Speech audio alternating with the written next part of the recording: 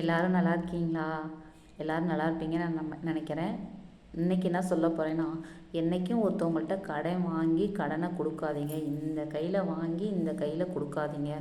அதை கொடுத்தீங்கன்னா அதை விட ஒரு பெரிய கடன் உங்களுக்கு வேறு எதுவுமே கிடையாது. அந்த கடனை கட்ட நம்மளால் கண்டிப்பாக முடியாதுங்க.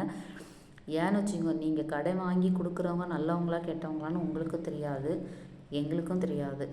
அவங்க கொடுக்குற வரைக்கும் நல்லவங்களாக தான் இருப்பாங்க, நீங்கள் கொடுக்குற வரைக்கும். ஆனால் நீங்கள் கொடுத்ததுக்கு அப்புறமேட்டுக்கு தான் அவங்களோட சுயரூபமே தெரியும்.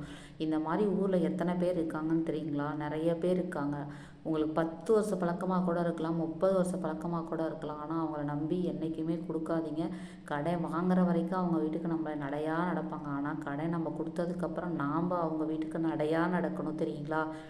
அந்த மாதிரி தப்பை மட்டும் என்றைக்குமே பண்ணிடாதீங்க. நம்ம வாழ்க்கையில் பாதி நாள் அந்த காசு பின்னாடியே தான் நம்ம அலையணும். என்னோடய சேனல் பிடிச்சிருந்தால் லைக் பண்ணுங்கள், ஷேர் பண்ணுங்கள், சப்ஸ்கிரைப் பண்ணுங்கள். நன்றி.